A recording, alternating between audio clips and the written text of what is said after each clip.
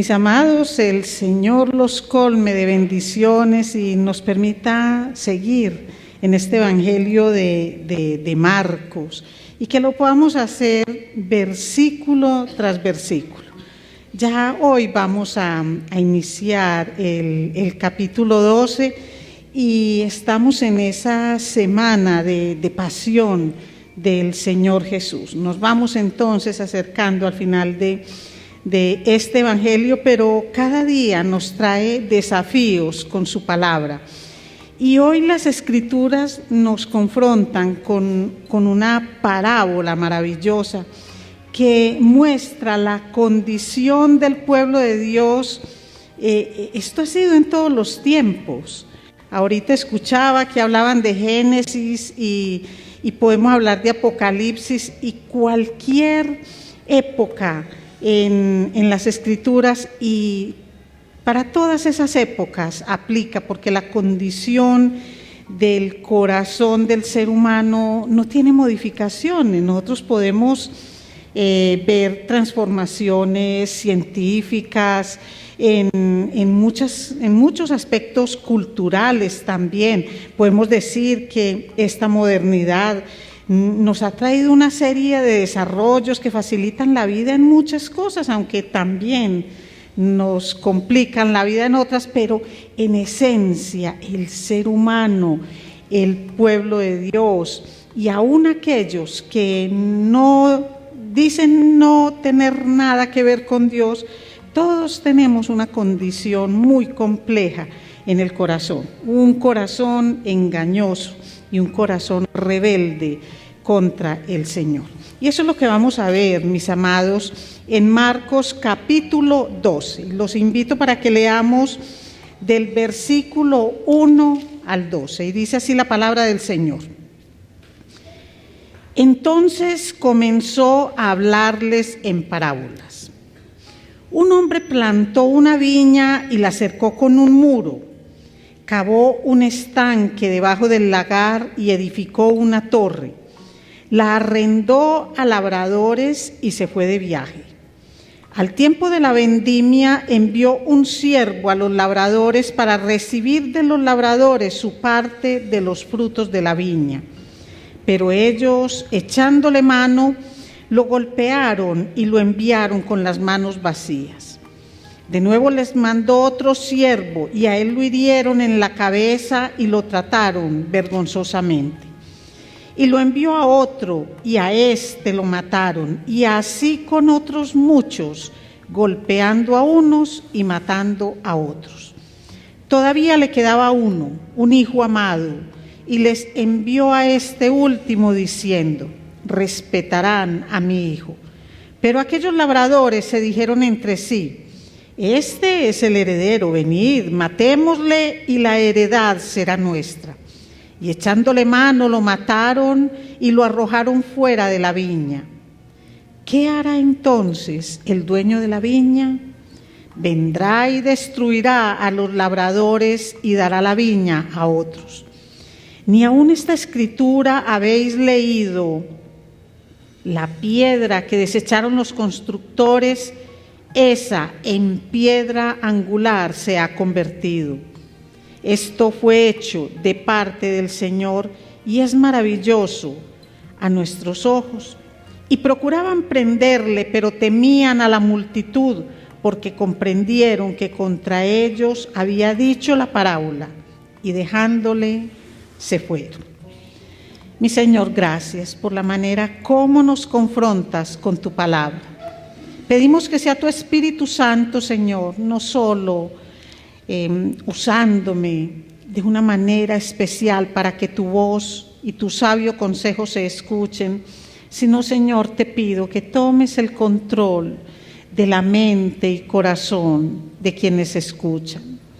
Padre, que esta palabra no sea una parábola más, sino que sea una parábola confrontadora, no solo para estos sacerdotes de la época de Jesús, sino para cada uno de nosotros hoy, para que podamos ser confrontados en nuestras actitudes. Te lo pedimos, mi Señor, en el nombre poderoso de Cristo Jesús. Amén. Muy bien, mis amados. Si fuéramos a hacer como un resumen grande de esto, diríamos que trata de una viña que fue arrendada y el arrendatario no pagó. Y aparte de no pagar, fue completamente despiadado y llegó hasta el asesinato. Los arrendatarios despiadados es de lo que trata esta parábola. Entonces vamos a mirar los elementos de la parábola. Y la primera es la viña, es el primer elemento que vemos. Y dice, un hombre plantó una viña y la cercó con un muro, cavó un estanque debajo del lagar y edificó una torre. Miren, recordemos en qué contexto está esta parábola. El Señor Jesús hace una especie de limpieza, purificación del templo. Y se vienen los principales, los sacerdotes, todo lo que son delegados del Sanedrín y le dicen, ¿con qué autoridad haces esto? ¿Quién te dio autoridad? ¿Cuáles son tus credenciales? Y él los confronta y les dice, él les hace una contrapregunta y les dice, bueno, ¿el bautismo de Juan el Bautista es del cielo o es de los hombres? Y ellos saben que están en una encrucijada. Si contestan que es del cielo, entonces, ¿por qué no le hicieron caso? ¿Y por qué no entendieron que Jesús es el Mesías? Y si dicen que es de los hombres, les iba a ir mal con el pueblo, porque el pueblo entendía que Juan era un profeta. Así que lo que decía había que respetarlo. Entonces Jesús les dice, bueno, pues cuando ellos le dicen, no sabemos, ellos mintieron, porque ellos sí sabían la respuesta. Entonces Jesús les dijo, yo tampoco les voy a responder. Pero no responde en ese instante, responde con esta y otras parábolas que vamos a ver, otras enseñanzas en el Evangelio de Marcos. Cuando estos representantes del Sanedrín escuchan la palabra viña, sabían que estaba identificando al pueblo de Israel. Ellos eran conocedores perfectos de las Escrituras. Y las palabras de Isaías retumban inmediatamente en sus oídos. Ellos no son cualquier persona de la multitud que apenas escucha a Jesús. Ellos están instruidos en la palabra del Señor. Y llega a su mente esta parábola de la viña que está en Isaías capítulo 5 y dice, cantaré ahora a mi amado el canto de mi amado acerca de su viña. Mi bien amado tenía una viña en una fértil colina. La cavó por todas partes, quitó sus piedras y la plantó de vides escogidas. Edificó una torre en medio de ella y también excavó en ella un lagar. Y esperaba que produjera uvas buenas, pero solo produjo uvas silvestres. Y ahora, moradores de Jerusalén y hombres de Judá, juzgad entre mí y mi viña. ¿Qué más se puede hacer por mi viña que yo no haya hecho en ella? Porque cuando esperaba que produjera uvas buenas, produjo uvas silvestres. Ahora pues dejad que os diga lo que yo he de hacer a mi viña. Quitaré su vallado y será consumida, derribaré su muro y será hollada, y haré que quede desolada y no será podada ni labrada, y crecerán zarzas y espinos. También mandaré a las nubes que no derramen lluvia sobre ella. Ciertamente, la viña del Señor de los ejércitos es la casa de Israel, y los hombres de Judá su plantío delicioso. Él esperaba equidad, pero he aquí derramamiento de sangre, justicia, pero he aquí clamor. Mis amados, es la viña. Es decir, estos sacerdotes sabían perfectamente que cuando Jesús les estaba hablando de la viña, les estaba hablando del pueblo de Israel. Pero tanto en Isaías como ahora Jesús, quien está hablando es el dueño de la viña, y el dueño de la viña es Dios. Así que ellos desde el mismo instante se preparan para el contenido de esta parábola. Ese hombre, dueño de la viña, es Dios en Isaías, y el hombre dueño de la viña que está relatando Jesús es Dios. ¿Y qué fue lo que Dios hizo con la viña? La cuidó, la preparó. No simplemente tenía un terreno descuidado, sino que hizo todo lo necesario para que esa viña, cuando fuera trabajada, fuera una viña productiva. Le levantó un muro, y nosotros sabemos que el muro o valla protectora de Dios son sus mandatos. Siempre lo ha hecho. El Señor siempre ha cuidado su viña, y estos sacerdotes lo sabían. ¿Qué pregunta estaba retumbando en la mente de ellos? ¿Qué más se puede hacer por mi viña que yo no haya hecho por ella? Ustedes saben cuántas veces predicaron estos sacerdotes. Estas palabras de Isaías fueron dichas 750 años antes de la venida de Jesús. Entonces fue material de predicación por generaciones en innumerables personas, cantidad de sacerdotes, sumos sacerdotes, levitas. Todos se preguntaban eso cuando le hablaban al pueblo. Le hablaban de lo que era la generosidad de Dios, el cuidado de Dios, cómo Dios era bueno y era misericordioso, y todo lo había dado para que el pueblo rindiera esos buenos frutos, esas uvas dulces. ¿Y cuáles son los buenos frutos?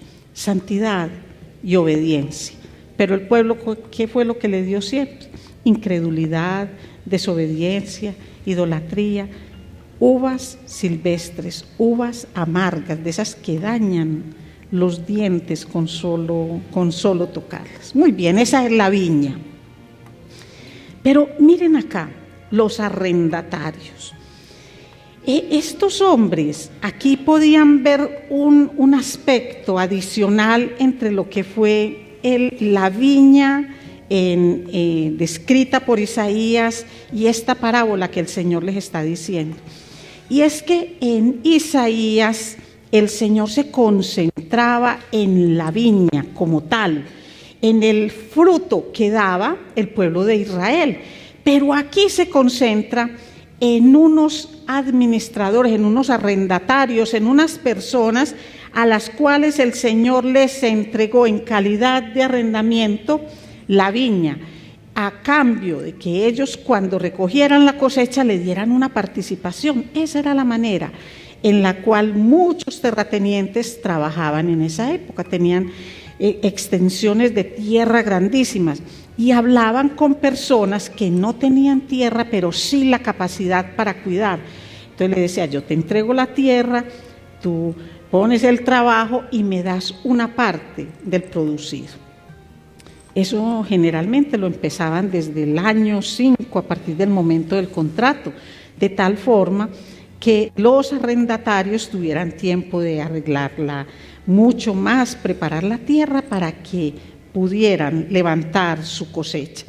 Entonces, ellos saben muy bien que esos labradores, esos arrendatarios despiadados de los cuales habla la parábola, eran los gobernantes de Israel, porque a estos gobernantes, sacerdotes, Dios les entregó su viña para ser cuidada, Dios les entregó el pueblo para que ellos sustentaran al pueblo en su palabra y los llevaran a esa obediencia y frutos de santidad que da una comunión con Dios. ¿Qué era lo que Dios esperaba?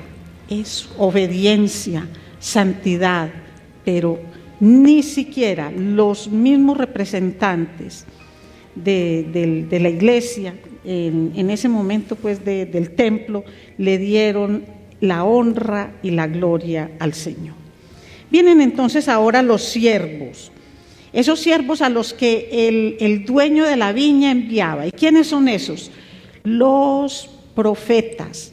Nosotros sabemos cuando hacemos una lectura de todo el Antiguo Testamento que el Señor enviaba profetas a los pueblos en diferentes momentos de la vida del pueblo de Israel, y a ellos no los escuchaban, los mataban, los encarcelaban, hacían cantidad de cosas con ellos, empezando por los dirigentes, pero siguiendo también por el pueblo. Esto no ha sido solamente de los dirigentes y el pueblo ahí como inocente, es que ellos son los que maltratan a los profetas. No, es el pueblo todo el que maltrata a los profetas.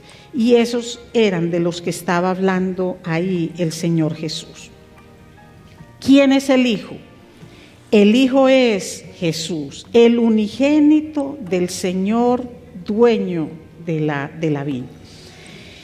¿Qué fue lo que hizo este dueño de la viña? Él insistió vez tras vez y enviaba a sus siervos a que fueran a cobrar lo que nosotros hoy llamamos el canon de arrendamiento. Anda por la parte que me corresponde.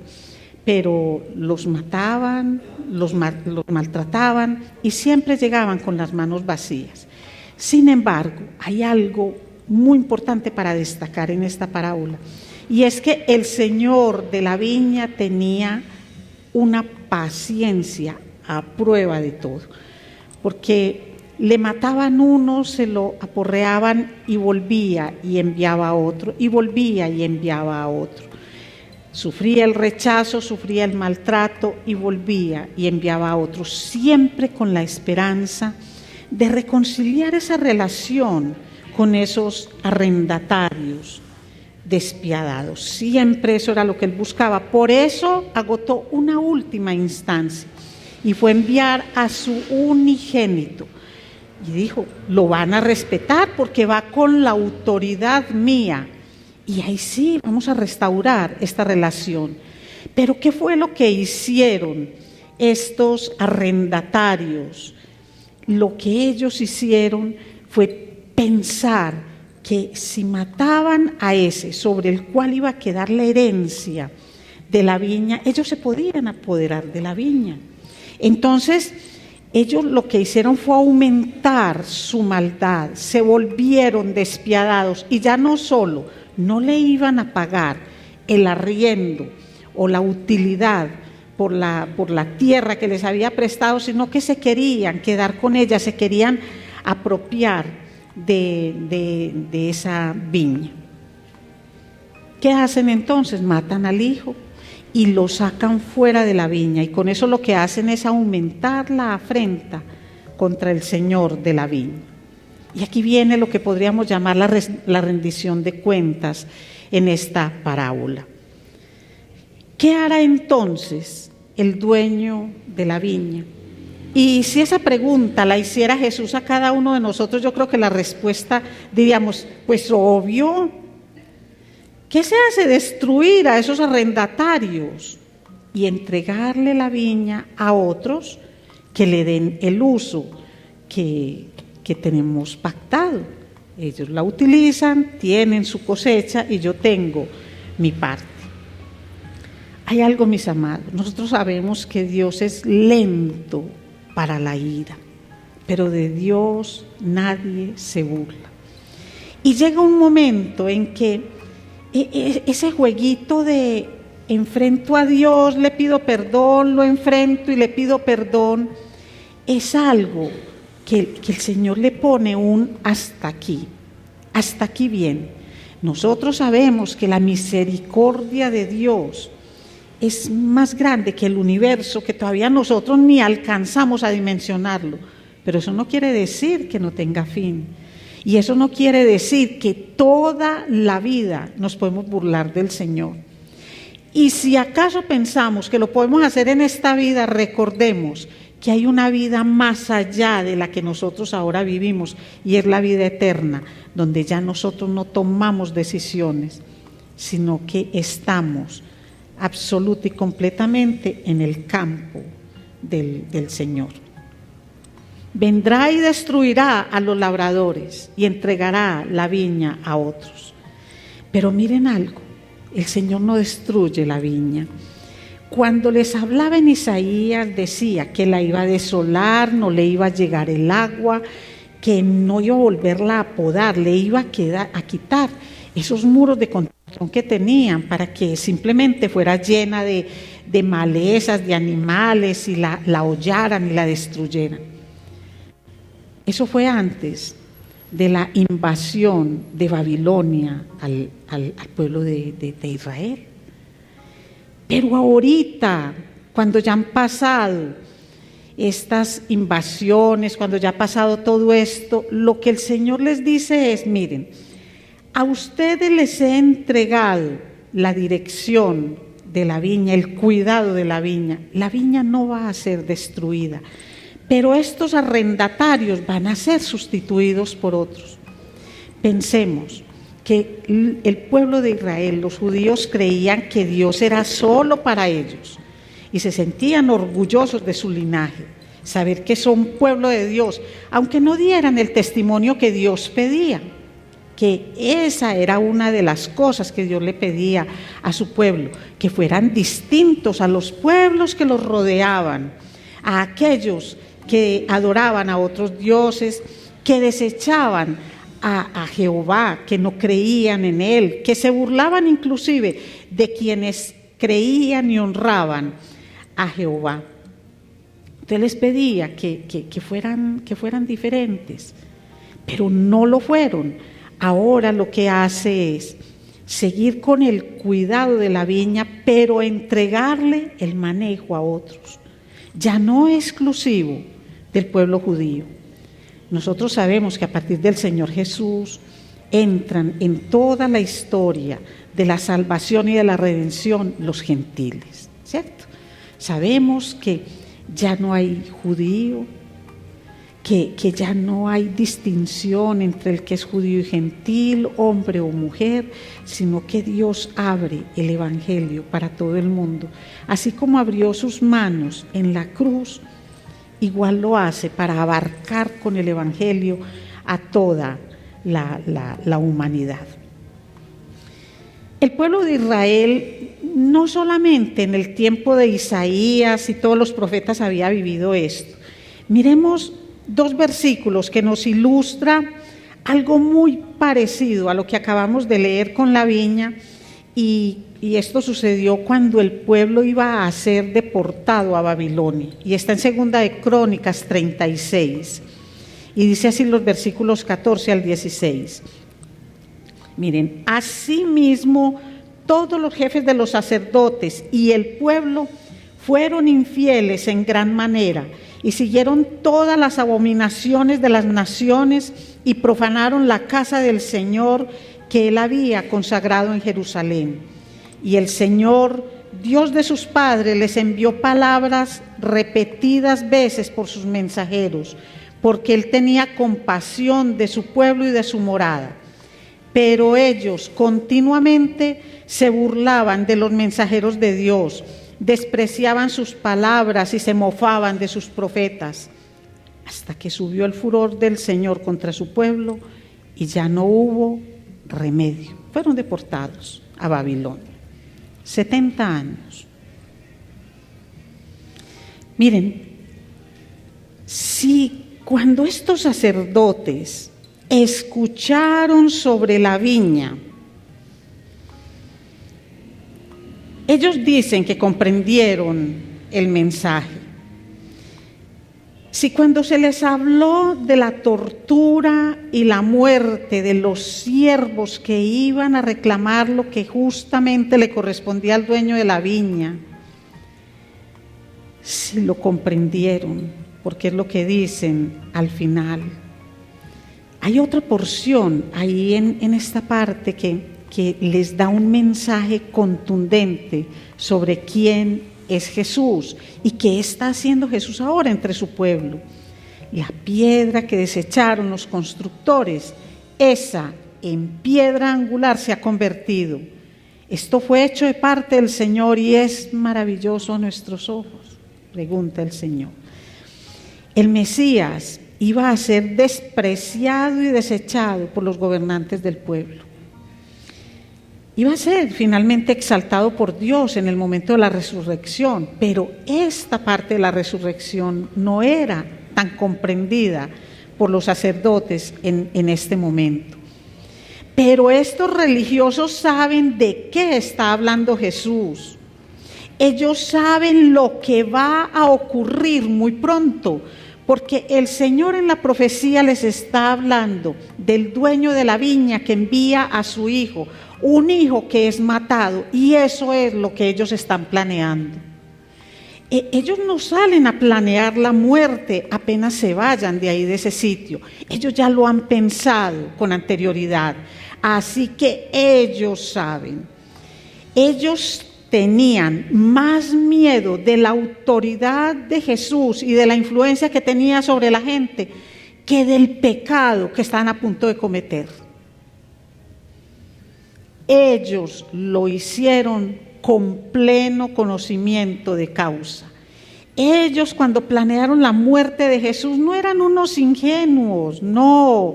Ellos eran esos arrendatarios, perversos, malvados, marañosos, que no buscaban sino apoderarse de la viña del Señor. Eso era lo que ellos hacían. Pero ¿saben una cosa, mis amados? Esta parábola es un espejo. Esta parábola no es solo para que con el retrovisor miremos a estos sacerdotes. Es un espejo en el que se ve reflejada nuestra propia realidad. Ahí nosotros nos miramos, porque ¿quién se atreve a decir que hay condiciones diferentes entre la viña de Isaías, entre lo que se describe en Segunda de Crónicas, cuando desprecian a los profetas, cuando los matan, cuando los sacan de en medio de sus vidas, y lo que hoy nos pasa? Esta es una parábola que nos confronta a nosotros con el siervo, con el dueño de la viña, nos confronta con el labrador malvado, nos confronta con cada una de las parábolas, nos confronta con ese momento en el que el Señor pide una rendición de cuentas. Miren, por ejemplo, esta pregunta que la podemos hacer hoy, la debemos hacer hoy. ¿Qué más se puede hacer por mi viña que yo no haya hecho por ella? Mis amados, ¿qué le podemos pedir al Señor que haga hoy por este pueblo desobediente que Él no haya hecho? ¿Qué más necesita el mundo para creer en Él? ¿Qué más necesita el mundo para acercarse a Él en obediencia y santidad? ¿Qué más tengo que hacer por mi pueblo para que me miren, para que me escuchen, para que cambien, para que no se destruyan los unos a los otros? ¿Qué más tiene que hacer Dios para que entendamos que cuando somos obedientes a su palabra, Él no es más grande ni es más Dios, sino que yo soy menos insignificante y menos pecadora?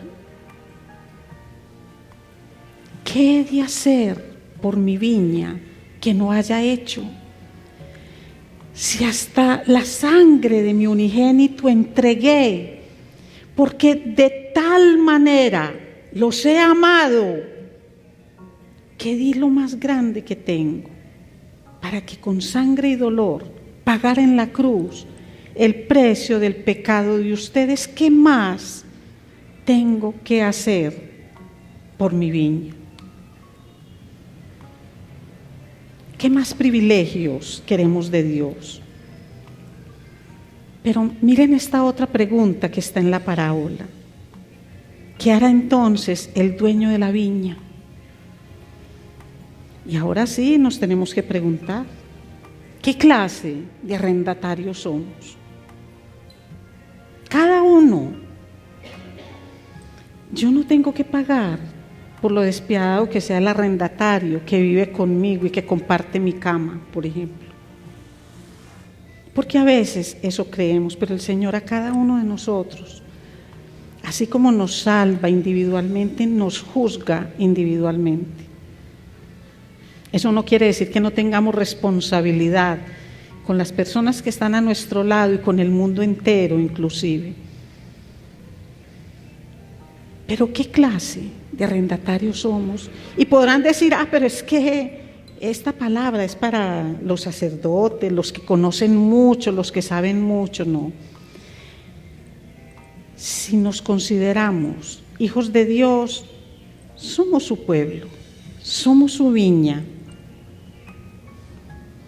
Si nos consideramos hijos de Dios, entendemos que al recibirlo a Él como Señor y Salvador nos hemos hecho sacerdotes, todos y cada uno de nosotros. Si hemos recibido al Señor, sabemos que nos ha entregado un mandato que no es opcional. Vayan y hagan discípulos en todas las naciones, lleven el Evangelio, cuéntenle a la gente lo que han aprendido de mí, háblenles de lo que pasó en la cruz, háblenles de la resurrección, vayan y hagan discípulos en todas las naciones y yo estaré con ustedes hasta el fin del mundo. Pero no nos dio al pueblo de Dios para que lo manejemos como nos provoque. No es para aprovecharnos del pueblo de Dios, sino para llevar al pueblo de Dios, al que escucha el mensaje, llevarlos a la santidad y a la honra y gloria a Dios. Y eso solo se logra cuando el Evangelio se expone de la manera que realmente es, produciendo frutos de arrepentimiento en quien lo escucha. No es solamente con unas palabras muy hermosas, venga Cristo, que Cristo lo ama, le va a solucionar todos los problemas que tenga. Amén, porque tenemos esperanza. Y muchos de los problemas son originados en pecado, que cuando son cortados de raíz, el Señor se glorifica de una manera espectacular. Pero ese no es el Evangelio que transforma. No es venga Cristo, que Cristo lo ama y lo quiere abrazar. Es que murió en la cruz para pagar con su sangre el precio de su pecado. Así que arrepiéntase, recíbalo y permita que la gracia de Dios se derrame en usted. Obedézcalo. Y cuando lo empiece a conocer, se va a dar esa obediencia y va a poder decir que ama al Señor. Y ese, mis amados, es el mensaje que el mundo no quiere escuchar hoy, porque el mundo tiene comezón de oído. El mundo lo único que quiere es que se le diga que tiene derecho a todo, que es lo máximo de la creación, que si lo piensa lo puede realizar, que puede hacer como quiere. Y ese no es el mensaje. Ese no es el Evangelio que transforma. Por eso es que cuando el Señor haga la rendición de cuentas con nosotros, va a encontrar en su viña muchas uvas silvestres. Muchas uvas silvestres. Pero también va a encontrar muchas personas como esos sacerdotes, llenos de conocimiento, personas que todo el tiempo se capacitan, estudian, asisten a los cultos, escuchan las predicaciones, entienden, inclusive enseñan la palabra, pero no la viven. Esos son arrendatarios despiadados que no le dan buen ejemplo al pueblo del Señor, pero los hay. Así que yo no me salvo por cuanto conozca, Miren a estos sacerdotes, ellos sabían quién era Jesús, ellos entendieron la parábola, por eso se fueron. Ellos se retiraron porque le tenían miedo a la gente que estaba ahí. Y sin embargo, con todo el conocimiento que tenían, mataron al Señor Jesús.